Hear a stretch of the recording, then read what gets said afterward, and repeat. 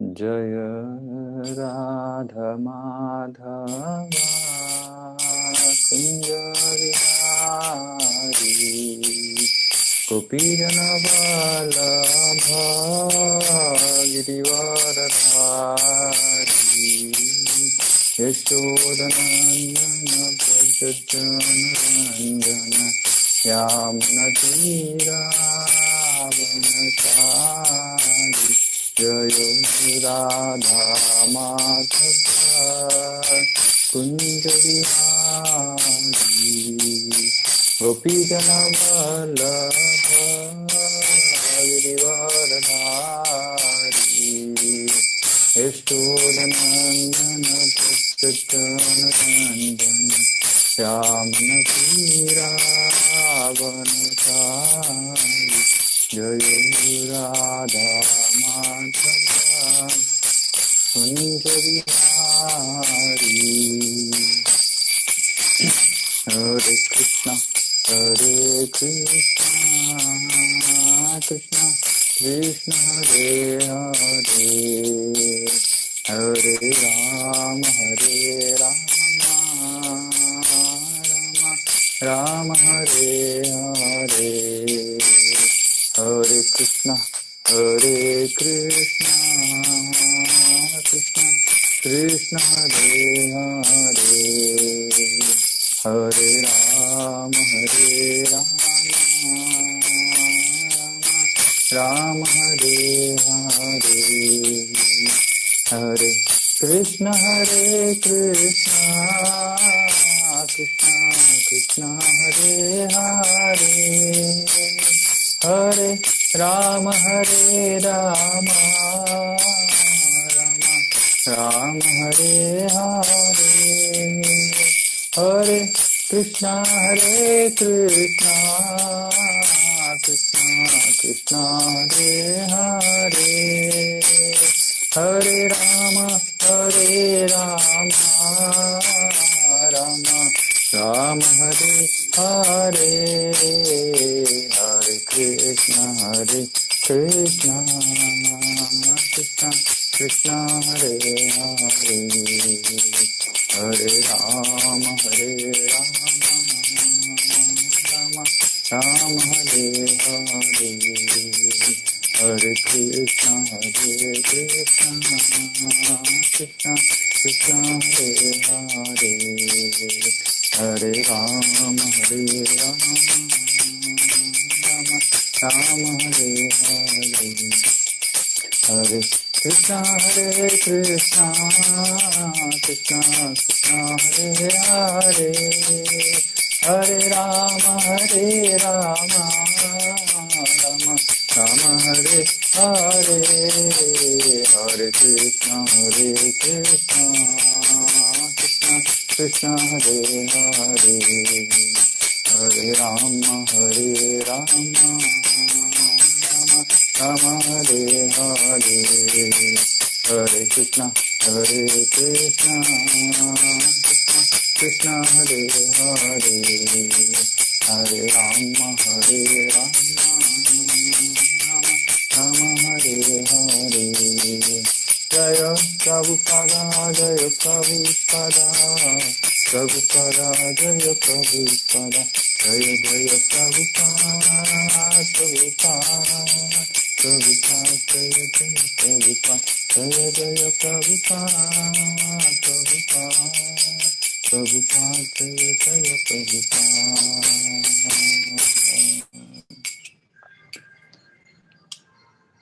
नाम संकीर्तन महायज्ञ की जय श्रील प्रभुपाद की जय।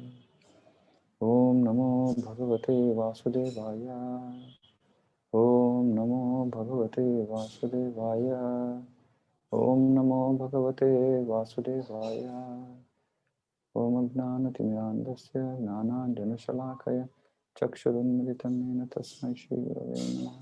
श्रीचैतन्यमनोभीष्टं स्थापितं येन भूतले स्वयं रूपकदा मह्यं ददाति स्वपदान्तिकं वन्देऽहं श्रीगुरो श्रीयुतपदकमलं श्रीगुरून् वैष्णवांश्च श्रीरूपं साग्रजातं सहगण रघुनाथान्वितं तं सजीवं Sadvaitam Savadutam Parijana Saitam Krishna Chaitanya Devam Shri Radha Krishna Padan Sahagana Lalita Shiv Shakanvitam Shra He Krishna Karuna Sindhu Dina Bandhu Jagatpate Gopesha Gopika Kanta Radha Kanta Namostute Tapta Kanchana Gaurangi Radhe Vrindavaneshwari Vrishabhanusute Devi Pranamami Hari Priya Vancha Kalpatarubhyascha Kripa Sindhubhya Vacha Patitanam Bhavanebhyo Vaishnavebhyo Namo Namaha Jai Shri Krishna Chaitanya Prabhu Nityananda Shri Advaita Gadadhara Shivasadi Gaura Bhakta Hare Krishna Krishna Krishna Hare Hare Hare Rama Rama Rama Hare Hare. Hare Krishna. Welcome everybody to this Saturday evening Bhagavad Gita Satsang program. Hope everybody had a good week. So anybody recollects what we discussed last week? I request all of you to please keep your pen, paper, whatever your digital, some way for you to take notes so you can, otherwise, our memory is so fleeting that week after week we might just forget what we discussed last week.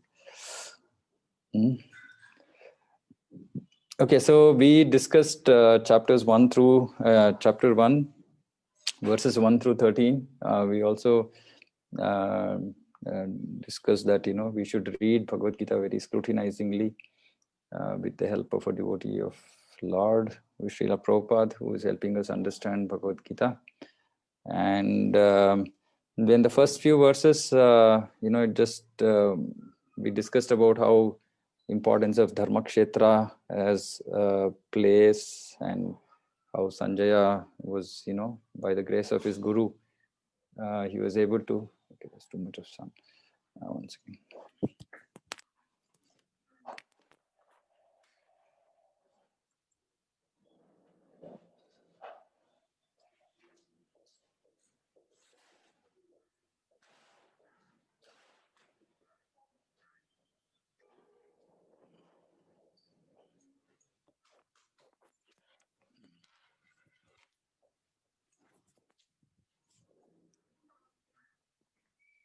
Sorry about that.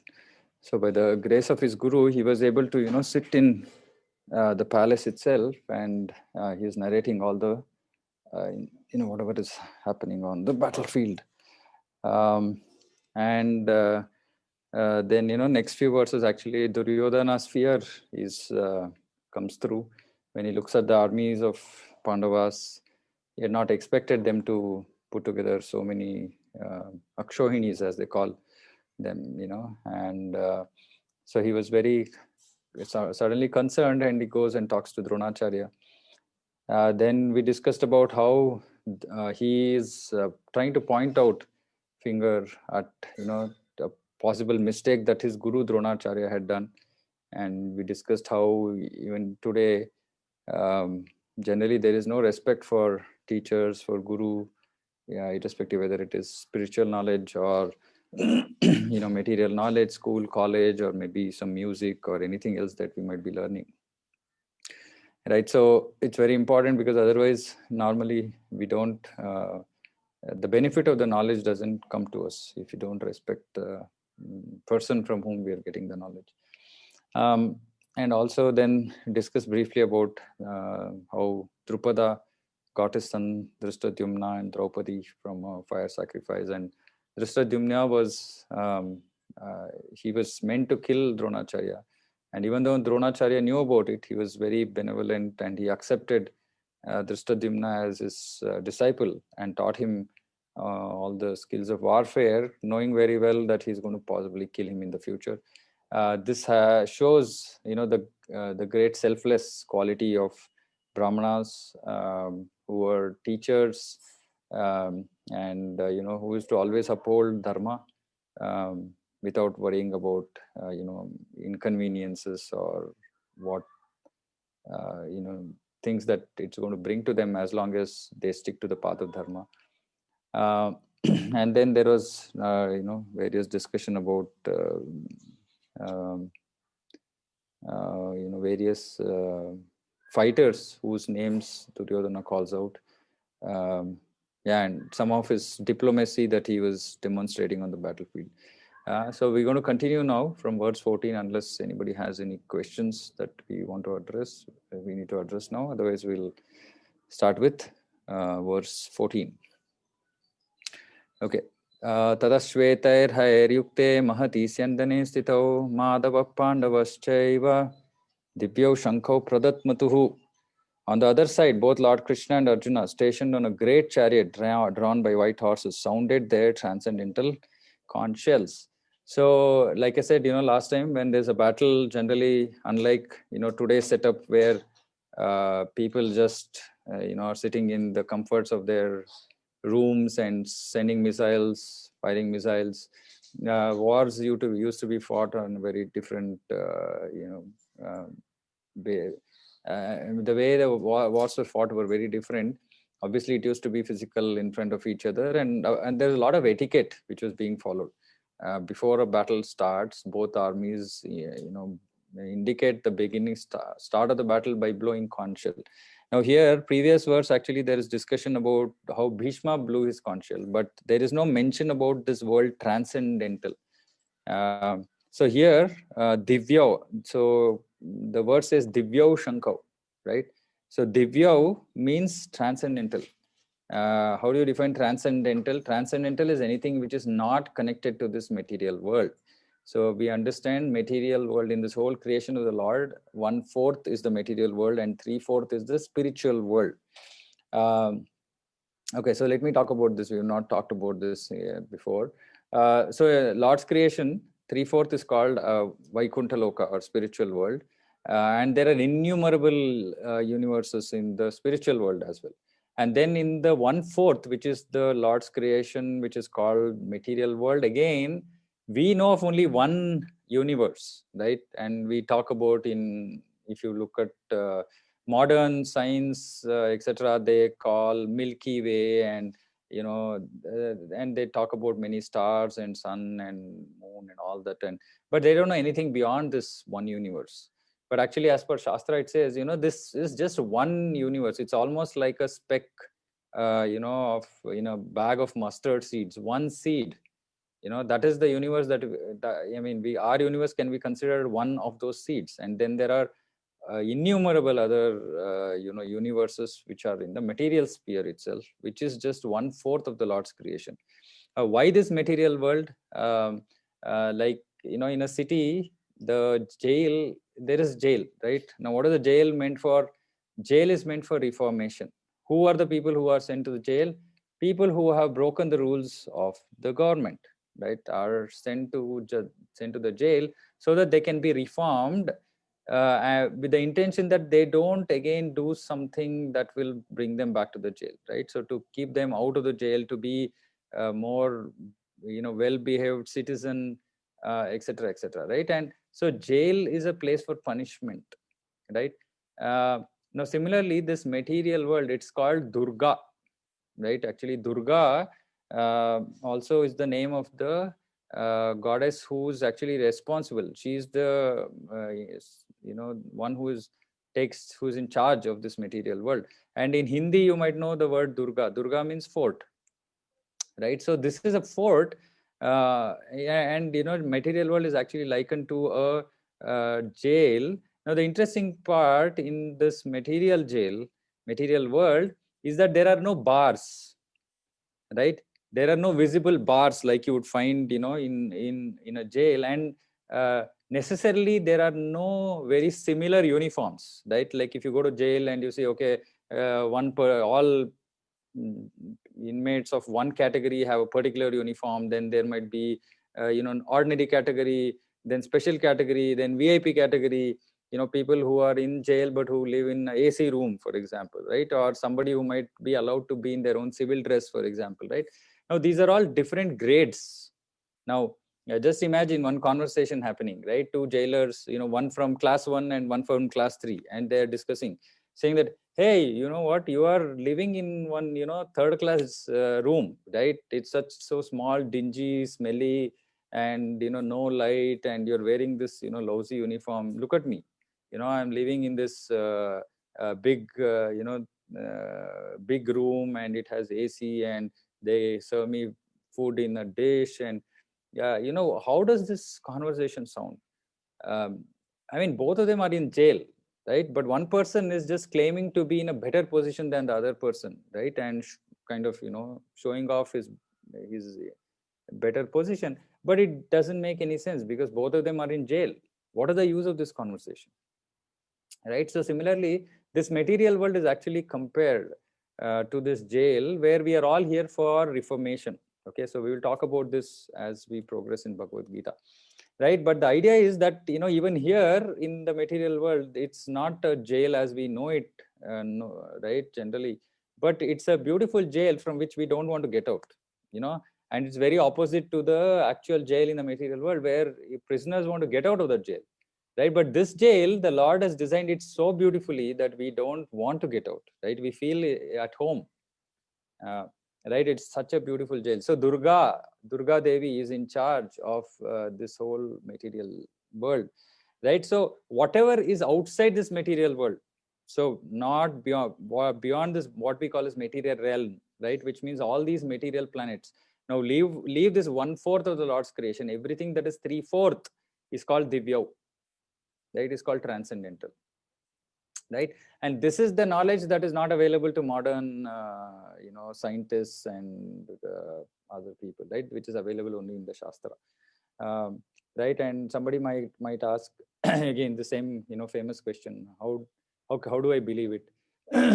Right? And it's like so many other things that we have learned and studied in school and colleges, which we never know. We don't know if it is true or not, and we just believed it. So we trust authority, right? So that is why we have to trust Shastra, which is the supreme authority, right? Which has come down, and we talked about this also, right? Like Shastra means it is not created by any human being. It has come down from the Lord through various, very significant individuals who form various paramparas, right, or disciplic successions. And any transcendental knowledge specifically about the Lord Vishnu or Krishna authentically comes only in 4 paramparas, right? One is starting from Brahma, then Shri or Lakshmi, then Kumaras, 4 Kumaras, and Lord Shiva, right? So here, this is called Divyau Shankau. So these conch shells which are being blown by Krishna and Arjuna are considered as not belonging to this material world, right? And in the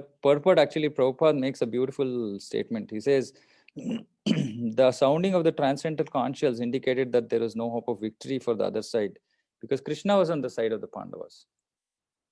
Actually, see, if you see in this whole analysis of Duryodhana's, right, previously about the strength, comparative strength of both the parties, etc., he's talking about Bhima, Bhishma, and so many other fighters on both sides. But he never spoke about Krishna, right? Because according to him, Krishna was just a charioteer. Now, what is the point in discussing about a charioteer? He's not going to pick a weapon, right? Because that was the vow that Krishna had taken. Actually, what happens before the war, both both Arjuna and Duryodhan once come to meet Krishna, right, to seek his support for the battle, right? And Krishna is sleeping, and Duryodhana has come and he's standing near the head of Krishna, saying, I'm superior.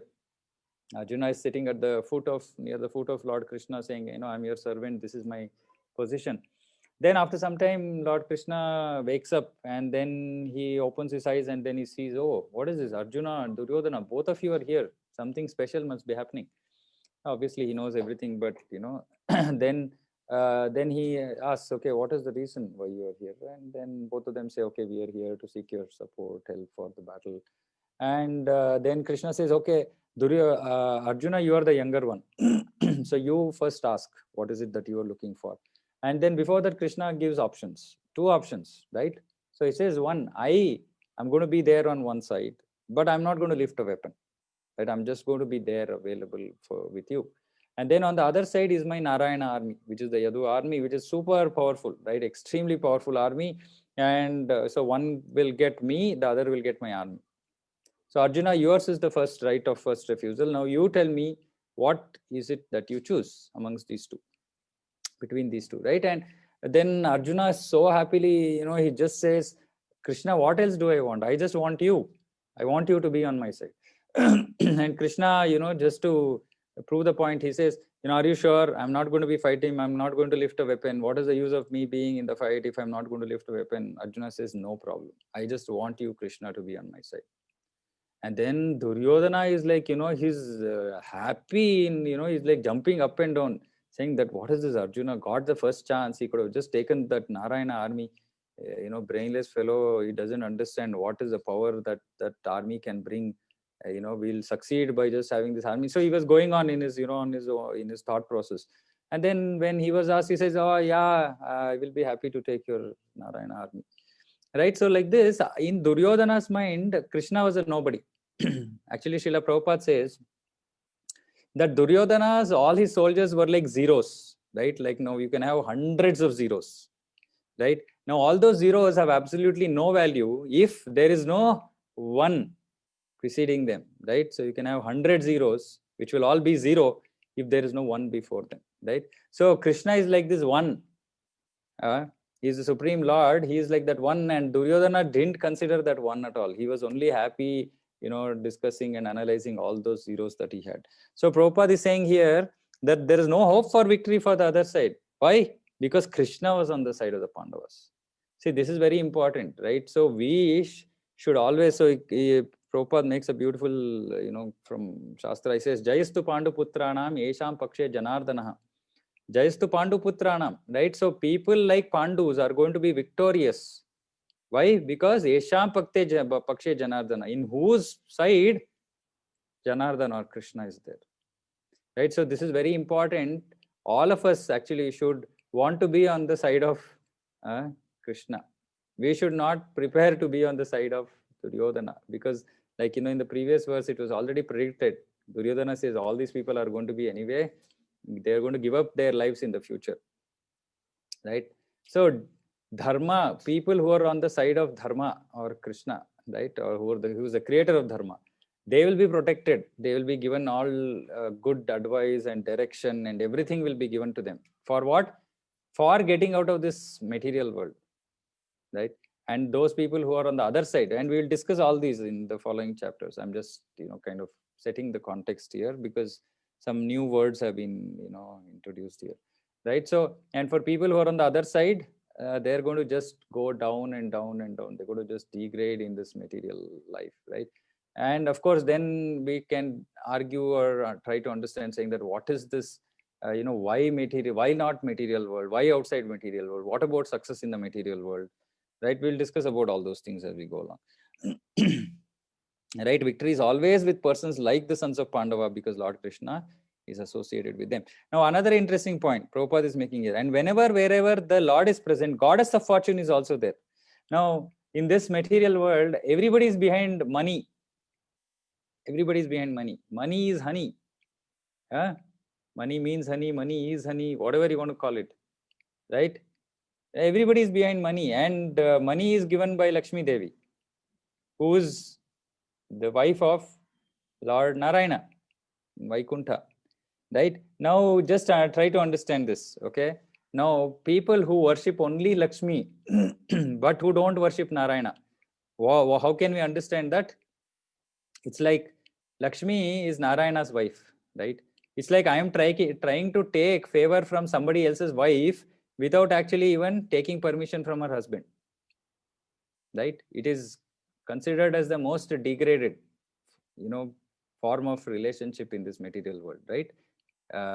Establishing a relationship with somebody else's wife without, or trying to build some kind of contact with somebody else's wife without the consent of the husband. So it's similarly, Lakshmi Devi, actually she is always in Vaikuntha, she is always serving the lotus feet of Narayana, right?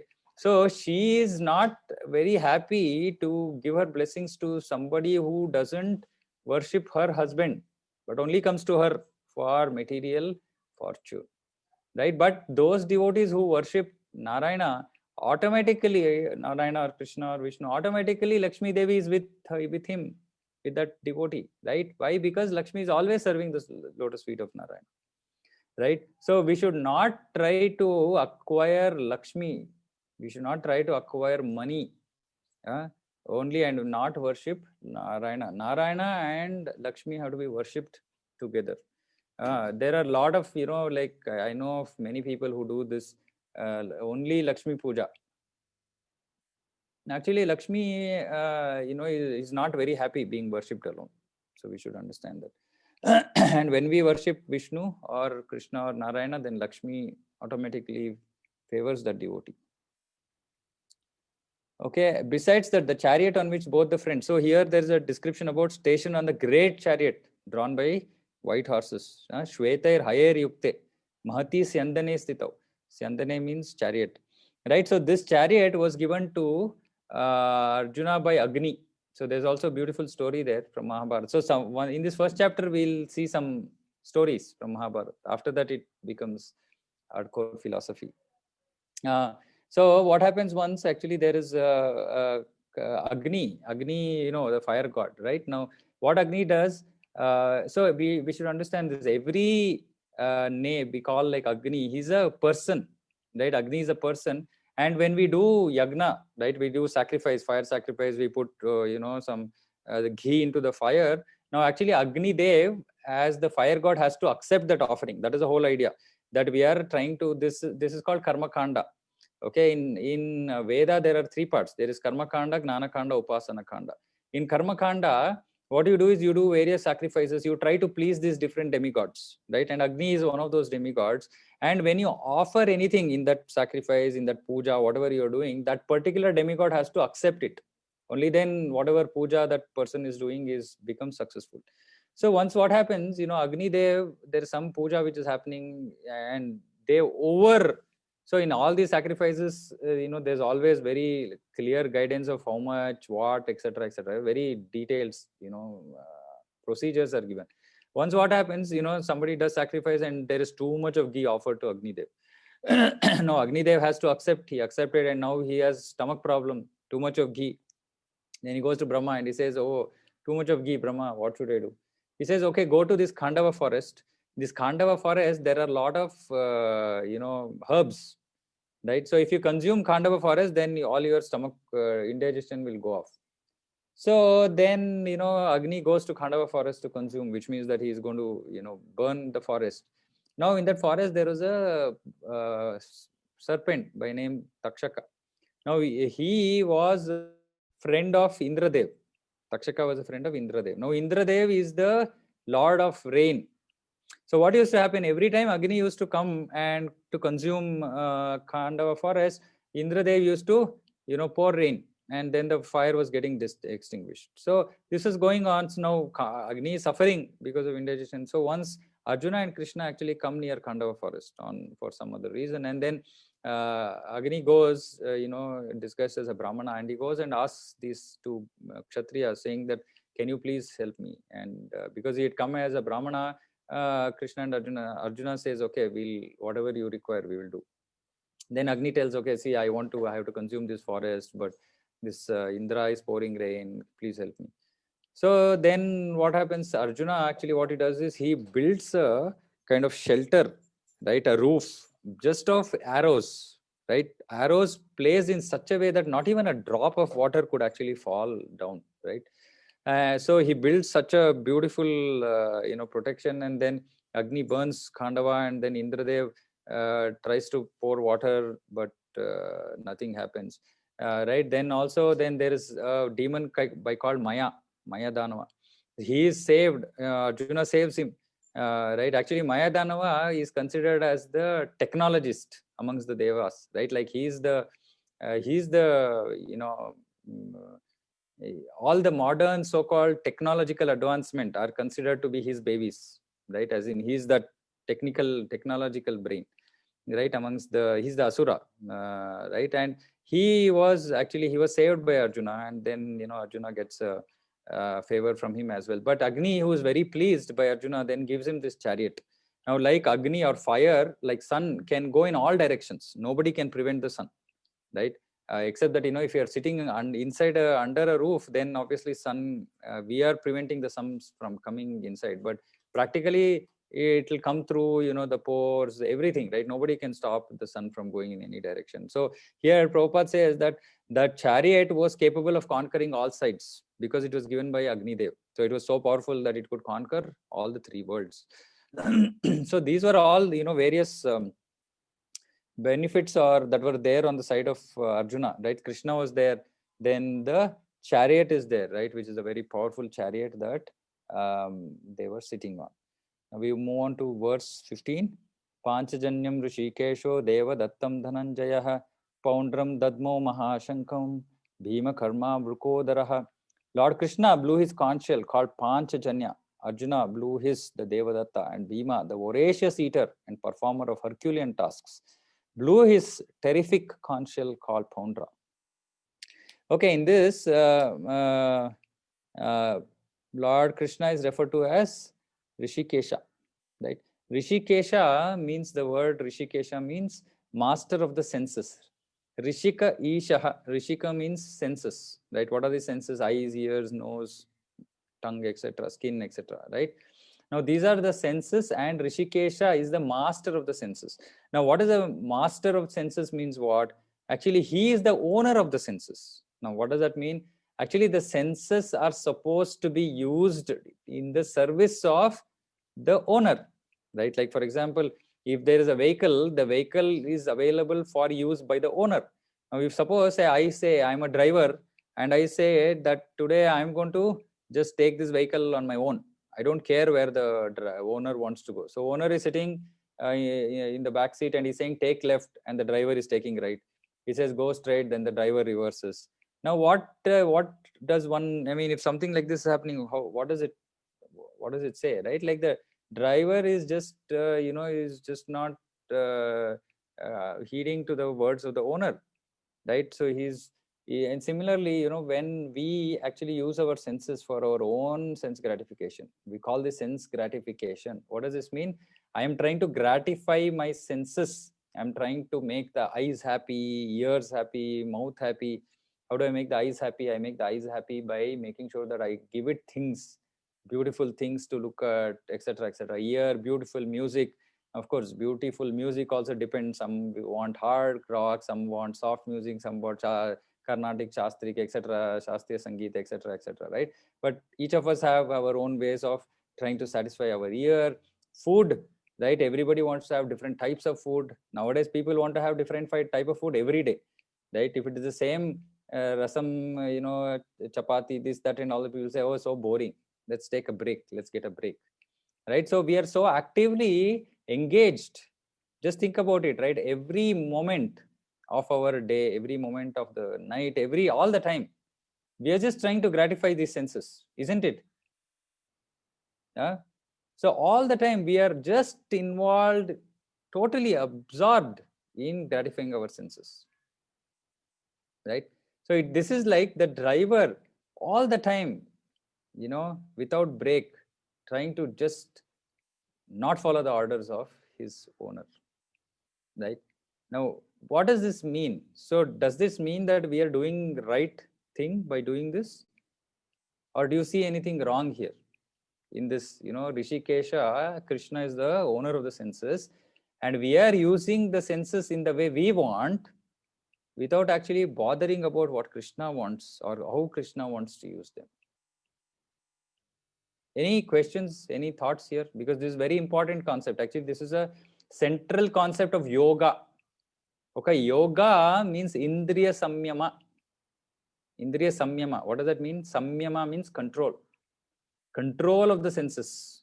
There are different paths of yoga. There is Karma Yoga, there is Gnana Yoga, then there is Ashtanga Yoga or Dhyana Yoga, then there is Bhakti Yoga.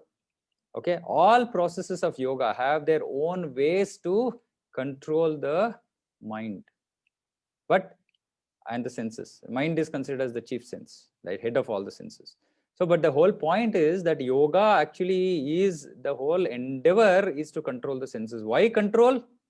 Because the senses are acting whimsically. They want to do whatever they want without worrying about what their owner wants or how the owner wants to use them.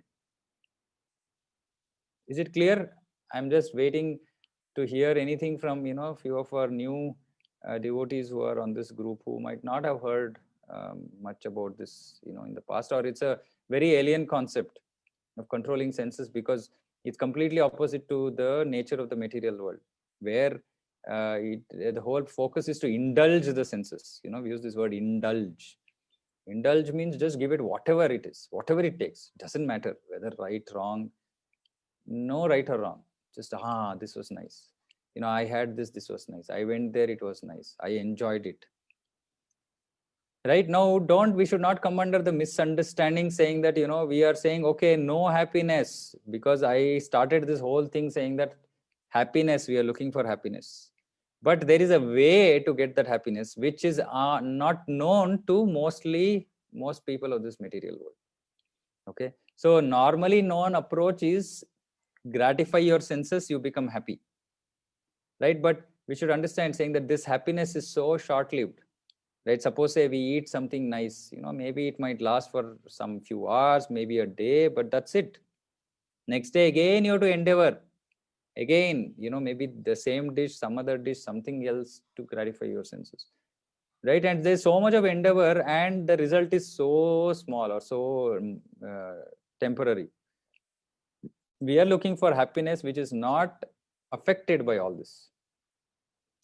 And this another point which is very important. Please meditate on this. And some of these points you should make a note. Again, I'm saying, happiness is something which is most required for us. All of us, are crazy. We want to always have happiness.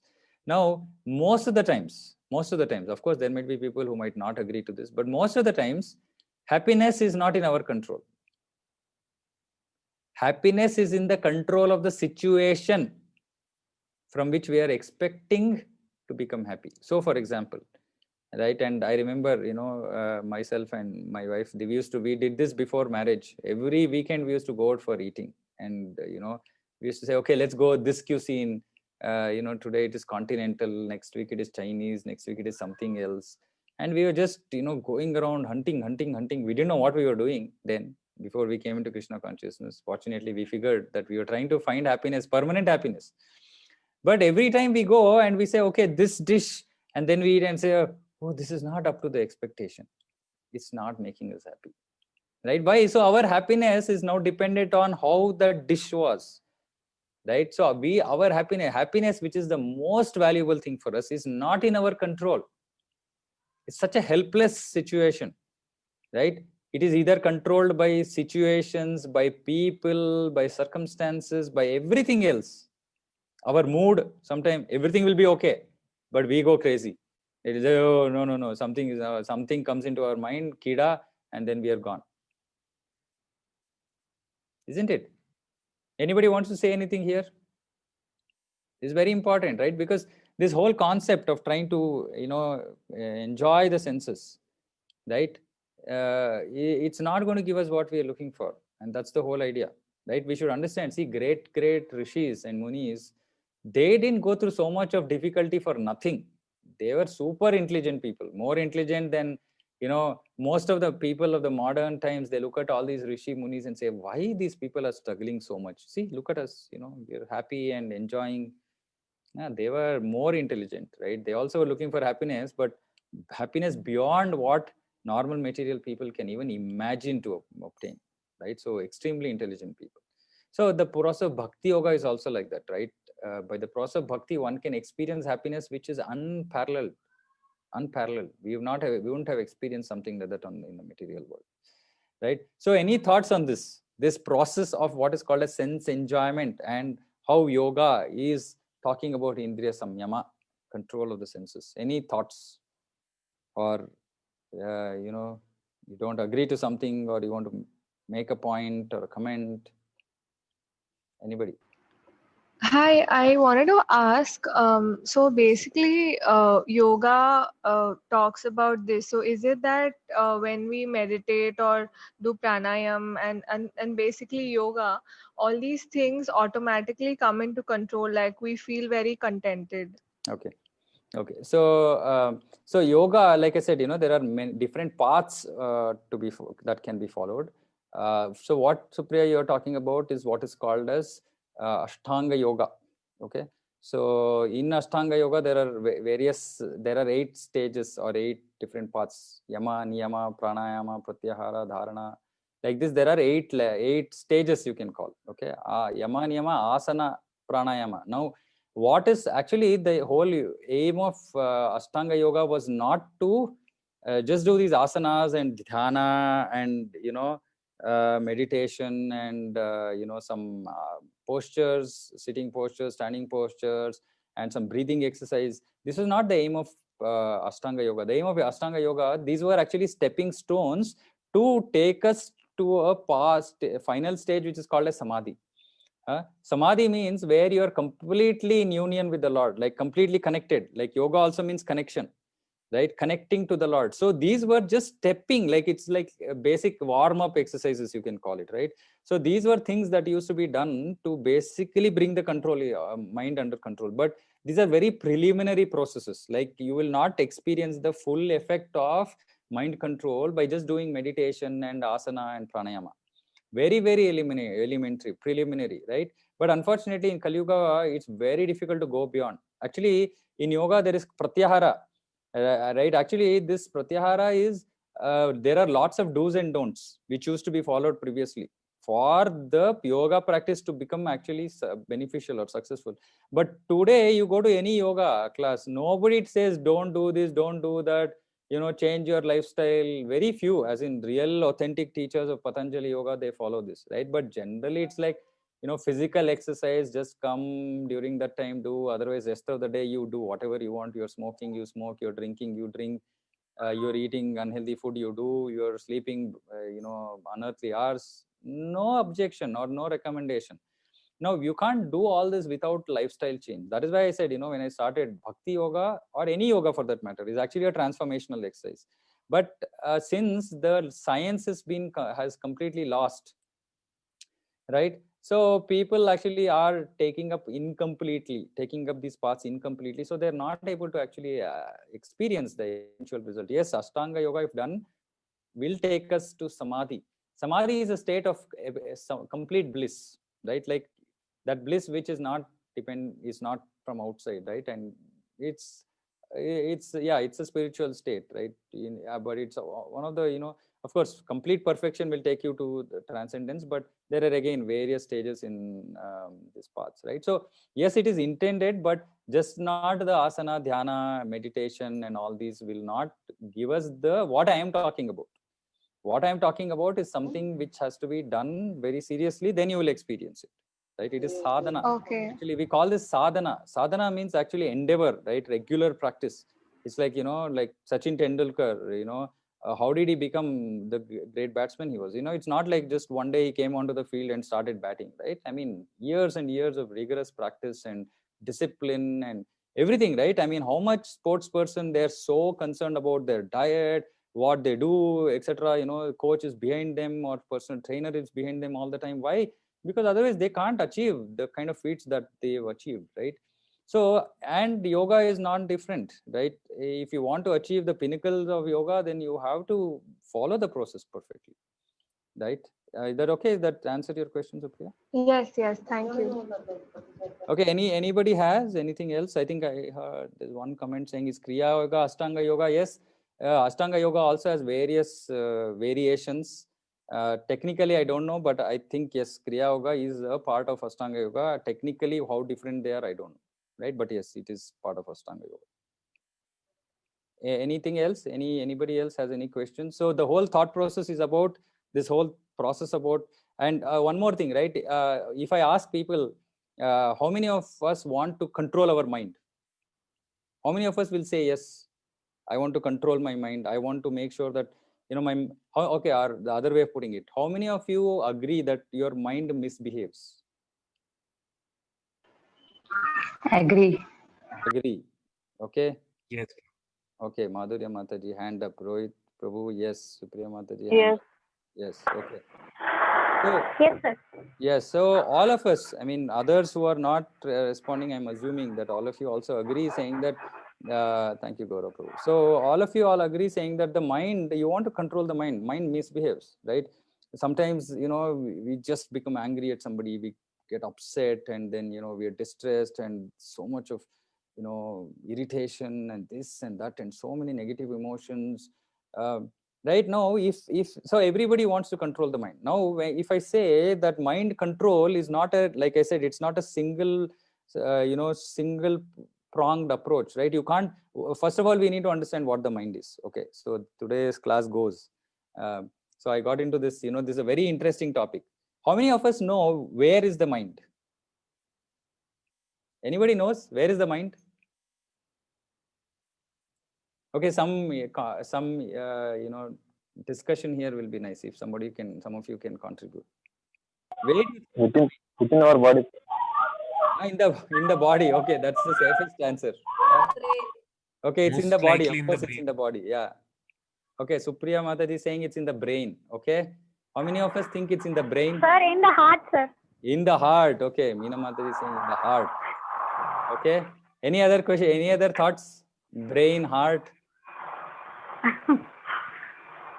Not in the leg. Okay, brain or heart. Okay. Now, why brain? Why heart? And what is the mind? What does the mind do? By the way, what is the role of mind? Why is it troubling us so much? I am preempting a future topic actually because of Rishikesha. It's nature, sir. It keeps wandering, sir. Okay, what is the job of mind? Why do we have mind? Can we just remove the mind? It's No, Supriya can speak because mind has no direction. Okay, so mind has no. Okay, mind has no direction. Yes, but I'm asking, what is the role of mind? What is it supposed to do? Hare Krishna.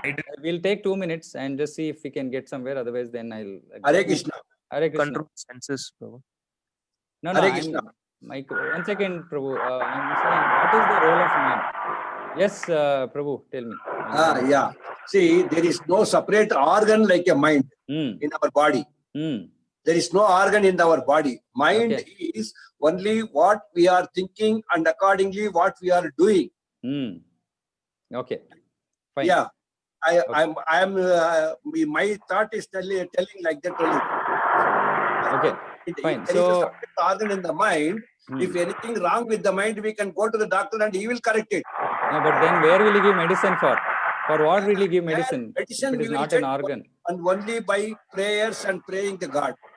No, but my sister is here on this call. She's a psychologist, right? Yeah. She treats people with mind problems. Yeah, you can. So if the mind is not an organ, then what are they treating? And if I let her speak, then our whole class will be hijacked to a psychology class. Okay, so basically, mind has 3 functions. Okay, mind has functions of thinking, feeling, and willing. Okay, I'm repeating it: thinking, feeling, and willing. Okay, mind is actually present is in the heart. Okay, as in that is the region of the heart where we say that there is mind. It's not in the brain. So thinking, feeling, willing, in very simply put, actually the mind's job is to accept and reject. Okay, mind's job is to accept and reject. Mind is different from intelligence. Okay, so Krishna subsequently in Bhagavad Gita talks about mind, intelligence, and false ego. Mano buddhi revacha, right? Man, and then there is buddhi, and then there is ahankar. Okay, so the mind actually doesn't have knowledge. Okay, because intelligence consumes knowledge. Intelligence, when we read, we consume knowledge, right? We process that knowledge. That is called intelligence. Now, intelligence technically is supposed to feed the mind. Intelligence is supposed to tell the mind this is wrong, this is right. Okay, intelligence is actually at a higher level. It is superior to the mind, but the mind is so misbehaving.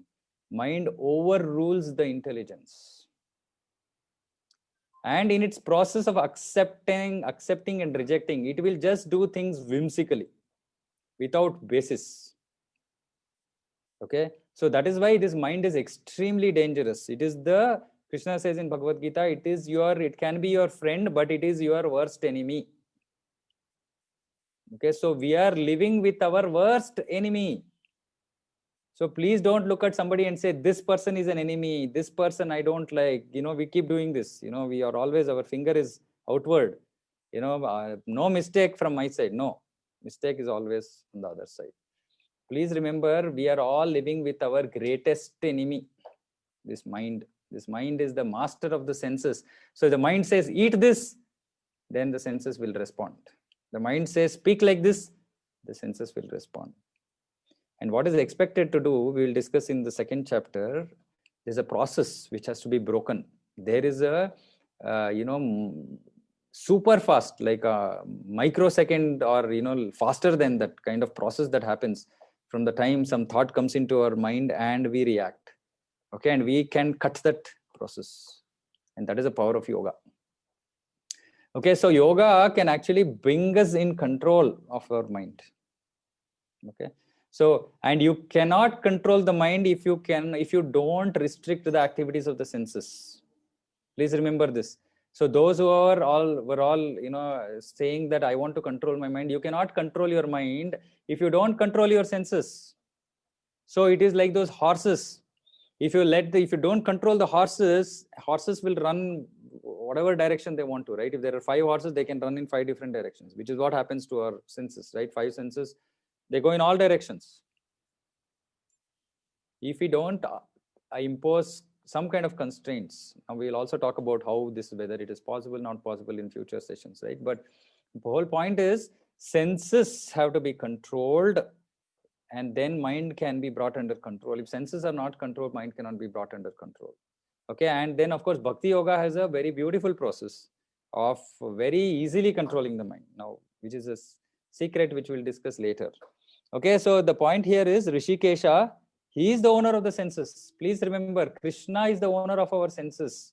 We have to we have to use our senses in the way he wants us to use. And we'll understand this from the pages of Bhagavad Gita. Today, how are we living? We are living our life the way we want. We are enjoying our senses the way we want to enjoy. We are not bothered about any owner, any direction, control. We don't care. We just say, I don't care. It's my way or the highway, right? But unfortunately, Bhagavad Gita is not saying that, right? It is Rishikesha. He is the owner. We have to understand his control and we have to actually abide by his orders. This is the whole process of yoga, okay? To engage the senses in the work that it is supposed to be engaged in, and not just in the way whimsically we are actually utilizing them today. Okay, so that was one part here, Rishikesha. Then, by the way, just one kind of side note. Very powerful spiritualists, I mean, even Bhakti yogis or Ashtanga yogis, actually, they don't need sleep at all. They have so much spiritual strength that they don't even require sleeping or eating or any of the normal requirements that our senses have. They don't need at all. So which means that this is purely a very low class kind of engagement that we are putting our senses in, right? There's a high class engagement which, when done, actually all these low class engagements completely becomes not required. And still the goal being happiness. The goal is happiness. You can either engage in low class engagement or you can engage in high class engagement, right? That's the whole point. Okay. So like I said, and interestingly, the Lord controls the senses of his pure devotee. A pure devotee is one who has no other desire in his life but to serve the Lord the way he wants to be served. He's called a pure devotee, right? And for a pure devotee senses are completely controlled by the Lord. Actually, they will only do things the way Lord wants, right? And all of us in this material world, we're called conditioned souls. We are conditioned. We are conditioned by what? By the sense of wanting to enjoy independent of the orders of Krishna. That's how we are conditioned. We are conditioned by our thoughts, by our, lifestyle, etc., various things. We are conditioned, which means that, many people say, no, this is how I am. This is my nature. I can't change it. This is called conditioning. But a pure devotee, he doesn't care. He says, no, my conditioning, all that nonsense, just drop it, right? Like I will do whatever the Lord desires. He's a pure devotee, right? And of course, initially he might fail, but over a period of time with the consistent practice, he actually succeeds. So the Lord directly controls. In your, just one question. So yes. The definition of pure devotee, does it mean that somebody who has taken sannyasa? No. No, or okay. in any of the varnashrams, right? So if people are in any other stage of life also. Yeah. So see, okay. So Varna, just so that you know, it's a very interesting question. So like I don't know if I mentioned in the past. So Varna, there are 4 Varnas and 4 ashramas. The idea of ashramas is a person, especially in Kali Yuga, he's supposed to live for 100 years, though we hardly, with great struggle, we might reach there. But 100 years is split into 4 ashramas. Okay, the first 25 years is called brahmacharya, then there is grihastha, then there is vanaprastha, and then there is sannyas.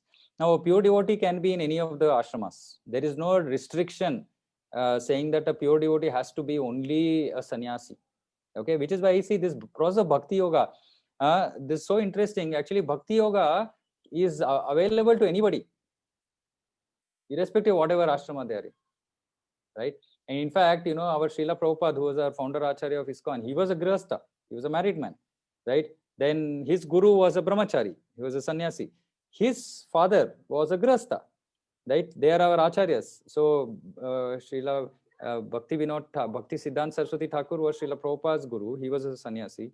And then his father was Bhakti Vinod Thakur, who was a grihastha. So like this, in our sampradaya, actually there are great devotees who are not sannyasis, who are grihasthas, right? And of course, then this is 25 years. So this is also very important, right? So brahmacharya is 25 years, grihastha is 25 years. So we're expected to marry around 25 years, but nowadays people marry at 35, right? Or whatever, right? 25, then 50. 50 you are expected to be done with your grihastha responsibilities, which means that my responsibility of my home, my children, their education, this, that, all that. In 25 years, you should be done, right? And then vanaprastha. Vanaprastha means that basically your 8 hours of work that you're supposed to do should be stopped, technically, right? And we'll talk about all this, right? Nothing whimsical or, you know, without proper thought process, we'll discuss all this, right? But the idea is that from then on, from 50 years, you should be focused more on actually trying to achieve the goal of life.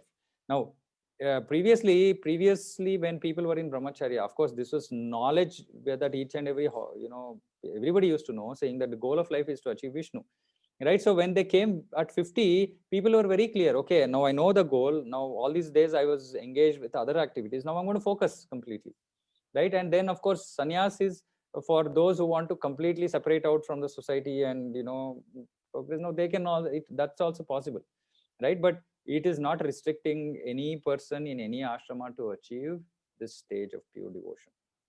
Okay, but the most important part of the definition is no desires independent of the Lord. No desires for my own happiness. No desires for, you know, what I want to do or how I want to live, or everything is just aligned to what the Lord wants. How can I serve him? Right? And trying to follow authorized, you know, processes given by acharyas to just engage life completely in that path. That is pure devotional service. And for such people, and pure devotional service also, actually Srila Prabhupada created ISKCON and he called it as the Institute for Pure Devotion.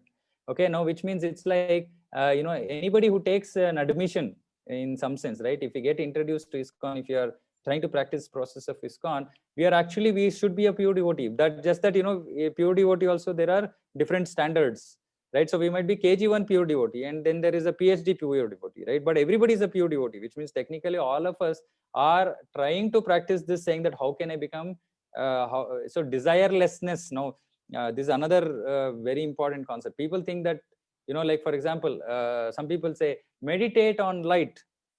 Okay, don't think about anything. Has anybody tried this? Meditate on some object and don't think about anything. I mean, that whole process of meditating on that object itself is thinking about that object, right? How can you not think of anything? And they can say, okay, don't think about anything else, but that's still an object, right? So this is actually this whole process, you know, that there are so many processes, which is, I mean, that's will not take us to the goal, right? Especially in this Kali Yuga. So, you know, we should understand this pure devotion is very easily available, very, very easily available, provided we want it. Provided we want it. See, just like this whole material world is running on material desires, the whole spiritual world, the whole spiritual realm runs on spiritual desires. And that person who has no material desires of, I want to become this, I want to become that, I want to, you know, become a rich man, I want to become and why are we wanting to do all this? Just to get happiness, right? And if you go and ask that person, okay, sir, you are the prime minister of the country, how happy you are? Ore Baba, where do I have time for happiness? Every moment there are hundreds of problems that I have to deal with, this, that, etc. Right? People who have too much of money, they are worried because most people don't have made it in the right way. So some IT raid, okay, how do I, this person has to be bribed, that person, new person came to that post, now I don't have a good relation with him, this new contract has come, somebody else is going to take it. I mean, there is no peace of mind, there's no happiness. So after all that struggle, we end up in something which is not going to give us what we set out to. And of course, in the en route, we actually forget what we are looking for. We just think that the path itself is the goal. I'm again repeating that. We think that the path itself is the goal. We forget the goal. We think that the journey itself is the goal. Many people say this, journey is itself the goal. Journey is not the goal. Journey is journey. That is why the word is called journey, right? Journey is to take us from one place to another place. We have to be clear what that place is, and we have to use the journey. We have to plan the journey such that it can take us from where we are to that destination, right? So this is the beauty of pure devotional service. It can be done by anybody, and it's just about knowing whose desires. So it's not about desirelessness. It is about being full of desires to serve the Lord. These are called spiritual desires. So having spiritual desires is also desirelessness, because it is not on the material platform. Okay, and just 2 minutes, I'll conclude. In this verse, Srila Prabhupada also writes about various names that Krishna has. So this is very beautiful, actually. Krishna has so many names. All the names, different names are given by different devotees to Krishna based on the various Leela pastimes, based on the various activities of the Lord. So for example, Lord is called Madhusudana because he killed a demon called Madhu. Then he's called Govinda. This is very, we go to Tirupati and say Govinda, Govinda. So Govinda means actually one who gives pleasure to the senses and cows. Govinda gives pleasure to senses. Now, pleasure to senses means when we serve Govinda, our senses also become pleasurable, become happy. That is what Govinda means, right? So we go to Govinda and say, give me Gobi Manchurian. Now that's not going to give us happiness. You go to Govinda and say, Govinda, can I serve you? Then we get happiness, right? That is Govinda, right? Then Vasudeva, because he was son of Vasudeva, and so on, right? So Yashoda Nandana, beautiful, darling son of Yashoda.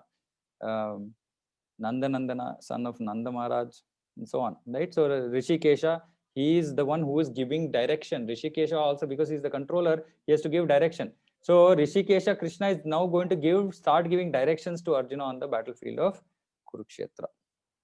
Okay, and of course, Arjuna, Bhima is also mentioned, saying Bhima Karma Brukodaraha. It is said that Bhima could do unparalleled tasks, tasks which are most difficult for most people. And he also used to eat voraciously. It's called voracious eater. I mean, the amount of food that he could eat, nobody could. And at the same time, the kind of work that he could do, nobody else could do. Right? So he also blew his conch shell called Poundra. So Krishna, Arjuna, and Bhima's conch shells are being spoken about, and the significance of Rishikesha. That was the central theme of today. So please remember, next week, hopefully somebody will, when we say what did we discuss last week, somebody should recollect and talk about it. So we talked mainly about two topics today. One is we talked about how there's transcendental world, spiritual world, and then material world. Material world is a quarter of the Lord's creation. This is likened to a jail. We are all inmates here. Our goal is to get out of the jail, but we are so happy with the jail that we are just sitting here and comparing with each other in terms of our different dress and different situations that we are in, not thinking about why we are here and is there a way to get out. Right, that's the first part. And the second part is about Rishikesha, about yoga being Indriya Samyama, that we have to control the senses, we have to control the mind. This is the whole intention of yoga. And pure devotee is one who actually just lives for the pleasure of the Lord. Okay, so these were the central concepts discussed today. Anybody has any questions? So mind is in the brain, right? Mind is in the heart. Heart. Okay. Yeah.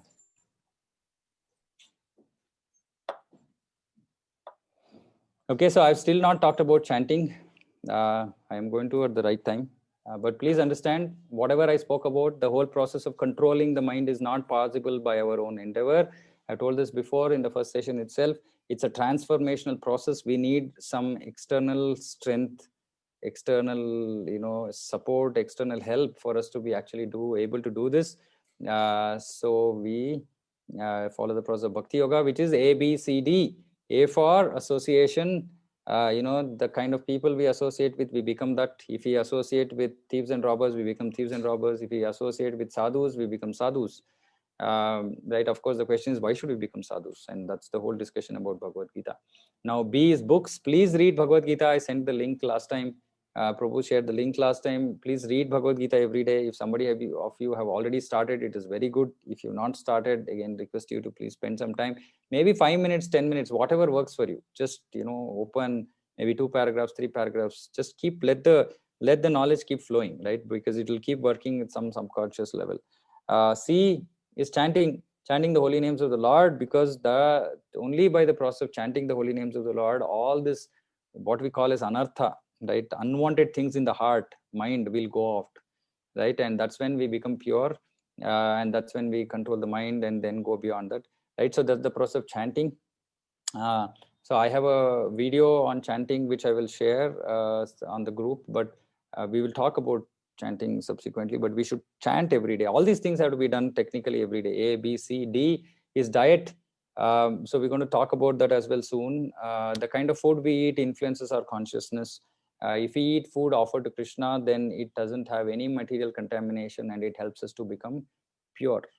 Right, so these are the ABCD, we call it of spiritual life of bhakti, Please practice it every day. And if you are finding this useful, like I said, our whole idea is to reach this message to more and more people. So request you to please invite friends and family, whomever. It's a process of it's about sharing the goodwill about something good that we are getting. So I request all of you to please spread the word around so that we can have more people joining us and more people getting benefited by the untimely wisdom of Bhagavad Gita. Okay, any thoughts, points? Otherwise we can end here.